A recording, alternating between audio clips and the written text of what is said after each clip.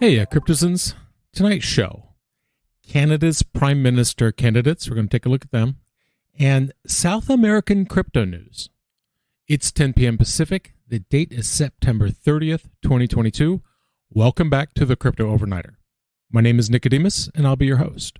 The cover model, mascot, and co-host for this podcast is Tex, and together we take a nightly look at the crypto, NFT, and metaverse space and the industry that surrounds it. Do you have questions or comments? Come find us on Twitter or email us at nick@cryptoovernighter.com. And keep in mind, nothing in this show should ever be considered financial advice. I generally leave politics out of this show, except how it directly relates to crypto. And also, I'm not Canadian, so please keep that in mind. And when I talk about a political candidate, I'm only concerned with how they are regarding crypto. I don't care about their foreign or domestic policy in this context. Okay, here we go. Let's start with Prime Minister Justin Trudeau. Recent history leads me to believe he's not a big fan of crypto. For example, he recently tweeted out his criticism of his opponent Pierre Poilievre's pro-crypto stance. He said, quote, "We'll also call out the questionable, reckless economic ideas. Telling people they can opt out of inflation by investing in cryptocurrencies is not responsible leadership. By the way, anyone who followed that advice would have seen their life savings destroyed." As of July 2022, Canada's inflation rate was sitting at 7.6%. It's at the highest rate it's been in the last 4 decades. And another time, he was on TV when he doubled down on this sentiment. Further, he said responsible leaders shouldn't encourage their people to, quote, invest their life savings in volatile cryptocurrencies.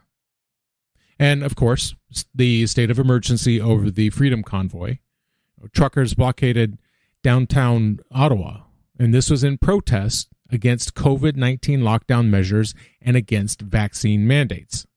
In an attempt to break the will of those truckers, Trudeau froze their bank accounts, trying to starve them out, basically. In response, donations came in, supporting the convoy. Millions came in. Donations denominated in Bitcoin, which is really a first big test of censorship resistance, although a bigger one was right around the corner, coming in the form of Putin's aggression against Ukraine. At any rate, Bitcoin donations came in, and an Ontario judge ruled that the group's wallet to be frozen. And the RCMP went to the crypto exchanges and asked for the wallets there to be frozen.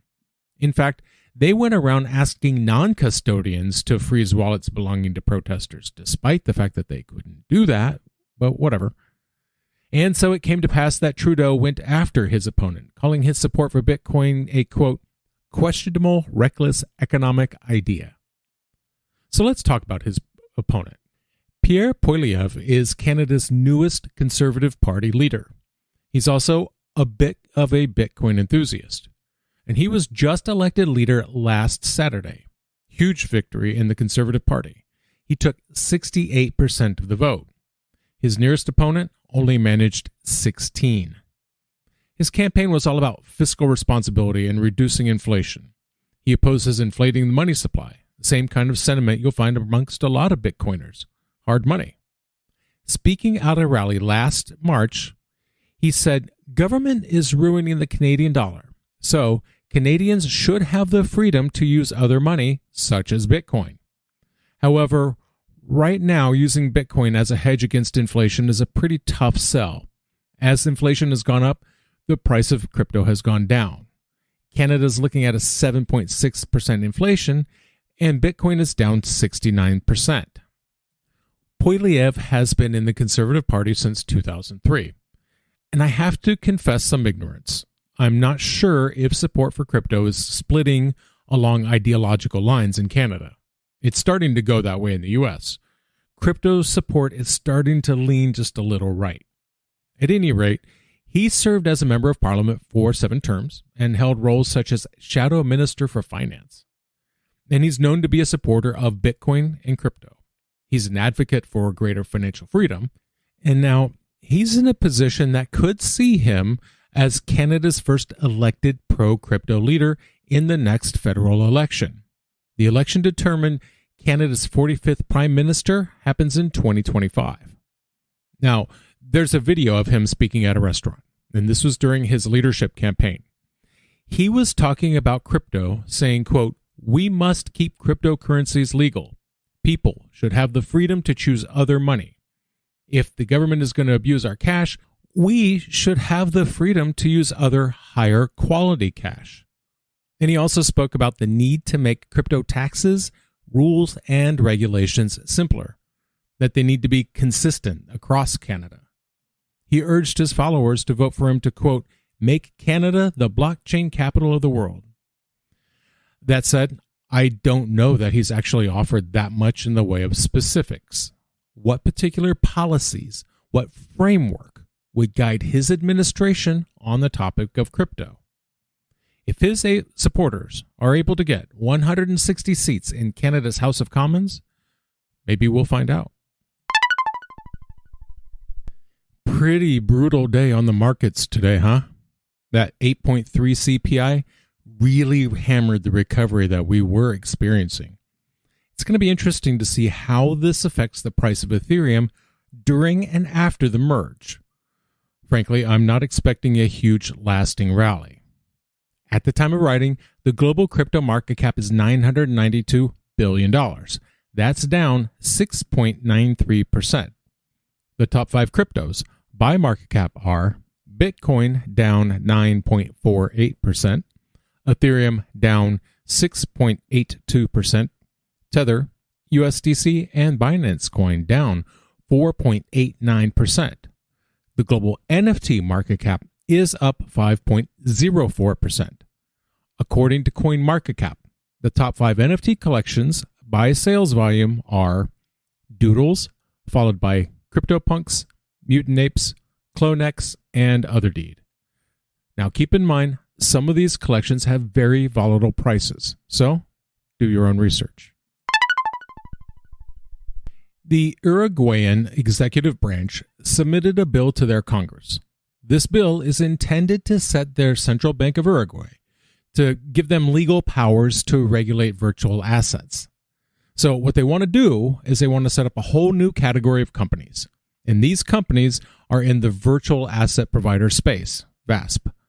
And these VASPs would include companies that provide things like initial coin offerings, crypto exchanges, custodial services.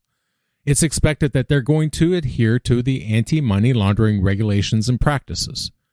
Also, this legislation breaks it down into 4 different categories. Stablecoins, governance tokens, tradable assets, I think that's things like NFTs, and debt tokens. Quote, "If the activity carried out with these instruments involves the exercise of financial intermediation or financial activity, it will be subject to the regulation and control of the Central Bank of Uruguay." Okay, let's be clear here. This is only a step along the way. It will still have to go through the Chamber of Deputies and the Senate in order to become law. Now, the bill itself was submitted by Uruguay's Minister of Economy and Finance. It went to the President of their General Assembly, that's like their Congress, housing both the Chamber of Deputies and their Senate. And so they want to change the charter of their central bank. And this change would put VASPs under the supervision of their financial services superintendents. So this would mean a change to their securities market law. Crypto would become book entry securities. And that means they can only be issued by a registered entity. The bill says, quote, "With the proposed amendments, both the previously regulated subjects and the new incorporated entities that operate with virtual assets will be subject to the supervisory and control powers of the Central Bank of Uruguay." And like I said earlier, there is no guarantee that this will become law. August of last year, Uruguayan Senator Juan Sartori introduced a crypto-related bill. Now, his bill would allow the use of crypto in paying for contracts. It would have also regulated their use. The goal of that bill was to, quote, "establish a legitimate, legal, and safe use in businesses related to the production and commercialization of virtual currencies." But that bill also hasn't seen the light of day. Uruguay is not the only Latin American country taking on the question of crypto. not by a long shot. In addition to El Salvador, you've got Paraguay. Their president just vetoed a bill that would have brought crypto mining in as a recognized industrial activity. See, right now, Paraguay has a lot of natural energy. And so last July, their Senate approved a bill that would recognize crypto mining as an industry. And they wanted to put a 15% tax on it. In this case, miners would have had to apply for a license and get authorization for energy consumption on an industrial scale. President Benitez vetoed it over concerns that the high energy usage of crypto might inhibit the country's economic growth in other areas. Because while lawmakers voted to promote crypto mining using surplus energy, the president didn't think much of that idea. In his decree announcing his decision, he said, quote, "If Paraguay wants to intensify crypto mining today, in the next 4 years, it will be forced to import electricity." Now, Brazil, too, was looking at regulatory changes. They're considering changes around the regulation of crypto, and they're looking to set up a new board. See, crypto is becoming more important to their financial services sector. So they've been trying to put something together since like 2015. Well, they just now finished the final version of their bill back in April. So they're going to go through their final revision process before it gets sent off to the Brazilian president to be signed in law. In their bill, they set out the definition of a virtual asset, that it is a digital representation of value that can be traded or transferred electronically and used for payment or investment purposes. They also lay out their expectations around know your customer procedures, as well as setting up methods to prevent money laundering. In their bill, they do say that NFTs are not securities. Although really, how can you say that? Do they think only of NFTs as a picture of cartoon animals? Anyway, a representative from Brazil's SEC reportedly said, quote, "The mentioned bill needs specific improvements, including the definition of virtual assets, prior authorization requirements, and the approval of business combinations in redundant roles within the CADE." The CADE is the Brazilian Federal Trade Commission. So what they're considering is sending the bill to the president and letting the president set out what the roles of Brazil's central bank is going to be versus the role that the SEC is to play in regulating the market. Yet the other side feels that the whole law just needs to be scrapped and rewritten. And it turns out that there was another law introduced in July. If this law is approved by Brazilian Congress, that would mean people could use crypto as a form of payment. Also, it would mean private keys wouldn't be able to be taken by the courts. I'll be interested in seeing just how much of this actually makes it into law. Argentina is already a hotspot for using crypto. Not as a means of change, not as a statement, not even as a protest, but as a means of preserving wealth.